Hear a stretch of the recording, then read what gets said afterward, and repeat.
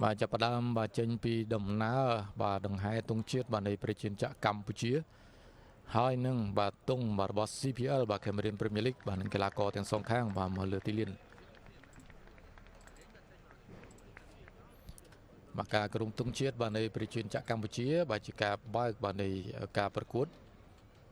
bàការស្វាគមន៍គ្នាbàសម្រាប់ក្រុមទាំងពីរbàរួមជាមួយនឹងអាជ្ញាកណ្ដាលbàក៏ដូចជាការស្មឹងស្មាតbàកាន់ទុកដល់វីរៈកងទ័ពbàកម្ពុជាbàបានពាក់លីbàនៅក្នុងការឈ្លានពានទឹកដីbàពីសំណាក់ប្រទេសជិតខាង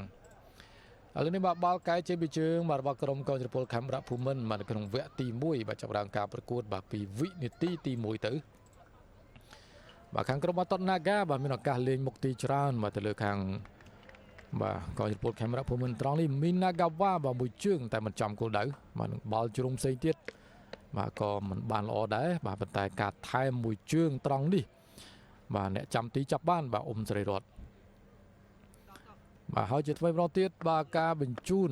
បាទវេនេតូមកបាទទាត់មួយជើងបាទក៏មិនចំគោលដៅថែមទៀតបាទទាំងមីណាហ្កាវ៉ាសសឹងតែមានឱកាសបង្ការសុទ្ធបាទហើយត្រង់នេះបាទកូនីស៊ីតារ៉ាយ៉ាបាទខ្សែប្រយុទ្ធរបស់កោយរពលខេមរៈភូមិន្ទបាទសុទ្ធចំគោលដៅបានមួយលើកវគ្គទី1បាទប៉ុន្តែបាទអ្នកចាំទីបាទរិទ្ធលហ៊ានជួយបានបាល់ជ្រុងត្រង់នេះបាទរបស់អ៊ុំសេរីរតបាទអធិស្ឋានបាទណេនសុធីរតប៉ុន្តែអ៊ុំសេរីរតបាទចាប់បានបាទហើយនឹងកន្លែងនេះបាល់ជ្រុងជាថ្មីម្ដងទៀតបាទវីរៈស៊ូបេបាទទាត់បញ្ចូលទីបានសម្រាប់បាទមួយគ្រាប់នេះបាទបញ្ចូលទីបានតែម្ដងបាទហើយបាទខាងកងយុទ្ធពលខេមរៈភូមិន្ទព្យាយាមវាយបកបាទប៉ុន្តែធ្វើមិនបានសម្រេចបាទការសុទ្ធមួយជើងត្រង់នេះបាទពីលូកាហេនរីកេបាទវេនេតូបាទហើយនឹងការសុទ្ធផ្សេងទៀតសុទ្ធសឹងតែមិនចំគោលដៅ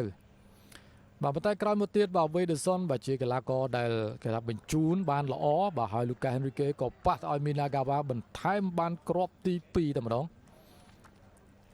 បាទធ្វើឲ្យ Naga បាទនាំមុខ2-0បន្ថែមទៀតបាទទៅលើកងយុទ្ធពលខេមរៈភូមិន្ទបាទត្រង់ចំណុចនេះការបដូរគ្នារវាងអ្នកដាក់ចាំទីបាទនឹងកីឡាករខ្សែប្រយុទ្ធបាទមិនបានល្អទេបាទវេដេសុនក៏ព្យាយាមបង្កើតឱកាសផ្សេងទៀតបាទប៉ុន្តែมันអាចកើតគ្រាប់ទី3ឡើយ